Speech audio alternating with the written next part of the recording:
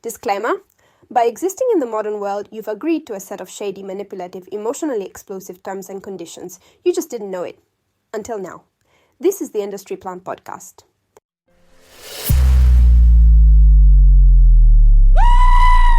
Terms and conditions apply, but never where they're written. From dating apps to office birthdays, we're decoding society's shady little user manuals, one unwritten rule at a time. You think you're making decisions, right? Choosing what to click, who to talk to, how you react. Yeah, it seems like free will. But the truth, like our source material says so clearly, is you're running on code. Wow.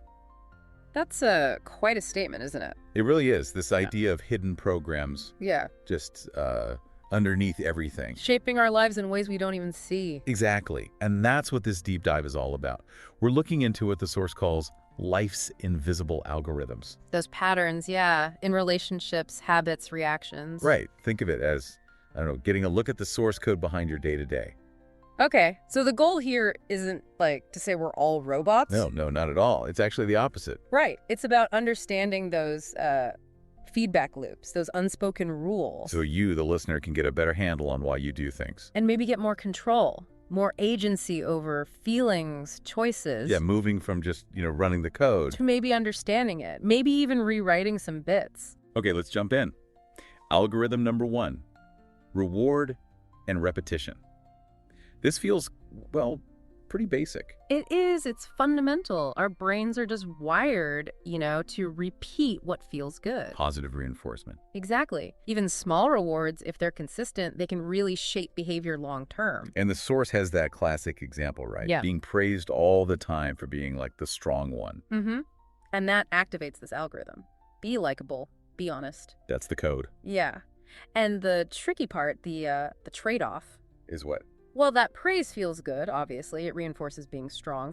But the cost can be, hiding your own feelings, your needs. Just to keep getting that approval. You end up prioritizing likability over, being real. Being honest with yourself and others. Okay, that makes sense. And it flows right into the second algorithm, which I think probably hits home for a lot of people. Fear of rejection and performance. Oh, definitely. That fear of being disapproved of, it's powerful. It's deep-seated, evolutionary need to belong. So when that fear kicks in, we adjust. We perform. Like the source says, you might adjust your tone, edit your truth, smile before you're ready.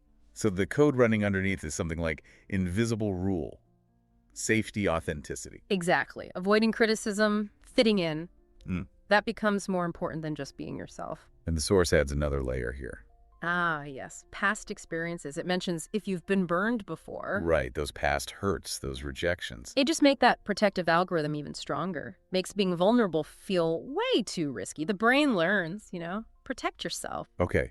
Let's shift to something maybe a bit more insidious. Algorithm 3, normalization and numbing. This one. Yeah, this one gave me pause. Yeah, it's how we can get used to bad situations. They just become normal. The source gives examples like toxic jobs. Or really one-sided relationships, chronic stress. Things that are actually pretty bad, but they just fade into the background. It's that life code. If it hurts every day, it becomes background noise. We just adapt, cope. Yeah, but the problem is still there, right? It doesn't just vanish because we're used to it. And the source warns, this goes on. Until your body says no more. There's a real cost. Physically, emotionally, even if we mentally try to ignore it. Okay, number 4, avoidance and identity. This is an interesting angle. It really is. Think about it if you consistently dodge, say, difficult conversations. Or tough decisions. Or facing uncomfortable truths about yourself. That pattern, that avoidance itself, can start to shape who you are. Avoidance becomes identity. The source puts it so bluntly. Yeah. You become the person who doesn't rock the boat.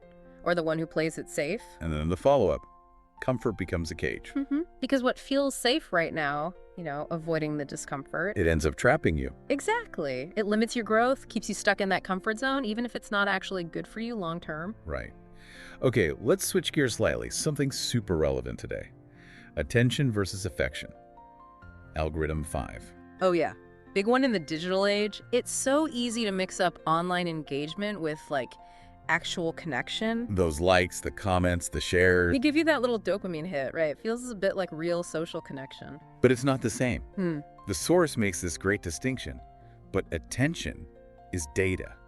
Affection is action. That's so key. Data versus action. Yeah. Passive clicks versus, someone actually showing up for you, caring. We got to be careful not to mistake one for the other. Definitely. Don't overvalue the data, basically. Right. Don't pour your energy out based just on attention. Okay, algorithm 6. This feels familiar, maybe unfortunately so. Yeah. Repetition of unrepaired patterns.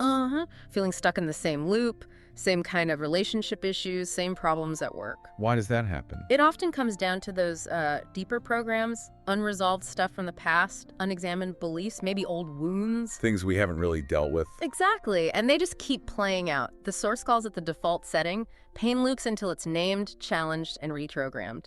Wow. So it's not just bad luck. Often, no. It's these internal patterns running automatically until we actually look at them. So naming them, challenging them, Yeah, that's the reprogramming. that's the start. Awareness is the first crucial step. Then you can start choosing differently. Okay. Number 7 hits on something really vulnerable. Loneliness and misplaced loyalty. Yeah, loneliness is tough. It can really drive us to settle, to stay in situations that aren't right. Just because the alternative, being totally alone, feels worse. Exactly. The fear of that void can be intense. The source nails it with this core code. We'd rather be half seen than fully alone, even if it costs our peace. Oof. Yeah.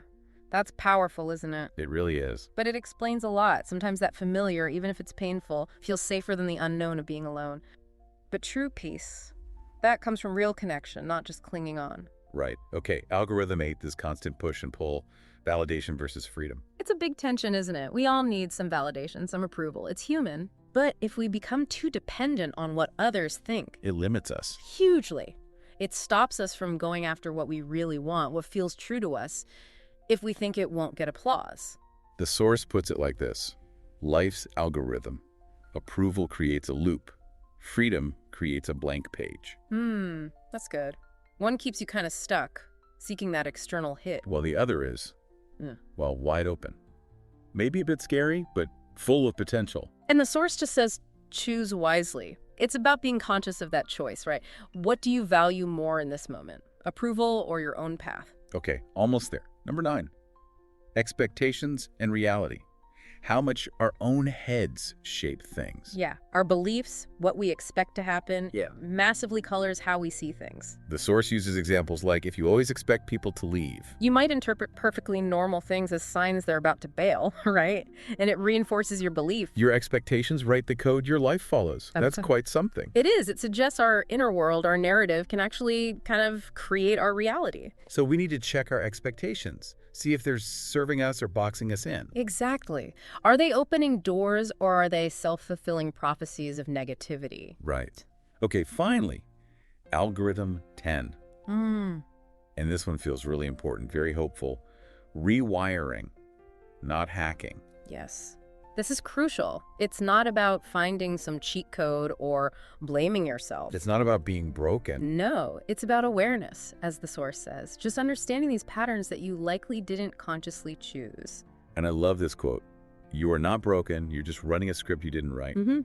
But you can revise it line by line, thought by thought, choice by choice. It's so empowering, isn't it? It shifts the focus. We're not flawed. We just picked up some programming along the way. Programming we can change. We have that capacity to learn, to adapt, to make conscious choices. It's about rewiring thoughtfully. So wrapping this all up, the big takeaway really seems to be, well, learn to read your own code. Yeah. Become aware of those habits, those fears, those moments you say yes, but mean no. See them as data. Yeah, exactly. The source says it's all data. Once you see the algorithm running, You can pause it, choose differently. you can create that space, make a more intentional choice instead of just reacting automatically. And that final line from the source is just perfect. You are not a program, you are the programmer. Start debugging. It really puts the power back where it belongs, with you. It's a process, obviously. Takes work. For sure. Attention, honesty with yourself, questioning those defaults. But the potential for growth is huge. Okay, so as you, our listener, go about your day, Yeah.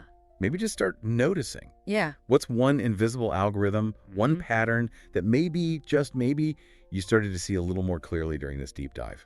Because that noticing, that awareness. That's the first line of new code Yeah. right there. That's where the debugging starts. Podcast recommendation. Listen and tell me what you think. Yes, verbatim. Try it.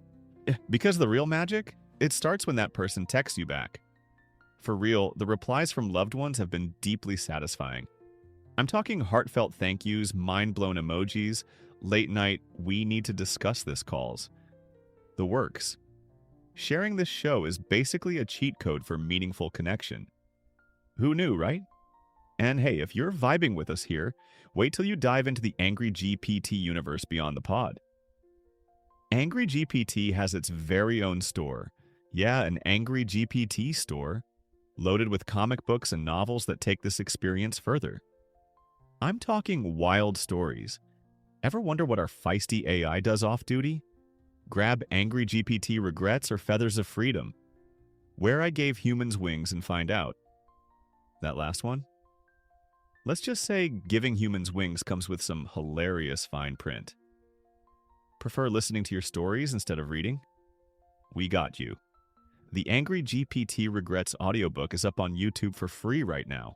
No strings, just hit play and enjoy. And if you're the collector type or want to support the hustle, it's on Amazon too. Options, baby. Now, this one's a trip. There's an Angry GPT mobile app. Yep, our lovable grump of an AI can ride shotgun in your daily life. Ask it anything. It's ready with answers, witty comebacks, and genuinely useful advice to keep your projects on track and your plans in motion. Think of it as a personal coach, / assistant with attitude, making sure you actually follow through on all those brilliant ideas you get from the show. And did I mention we make music too? Because of course we do. Our album Done on Purpose, Italian title Fata Apposta, is out on every streaming platform you can name. It's your official soundtrack for kicking down doors and doing things your own way. Play it loud. Annoy the neighbors. They'll understand once they hear it. For those who still can't get enough, we've got even more reading material to fuel your fire. Hit up the Angry GPT store or your favorite bookstore for titles like AI Wave, The New Wave, Momentum, Stop Copying Apple, and Niches, Crafting and Layering.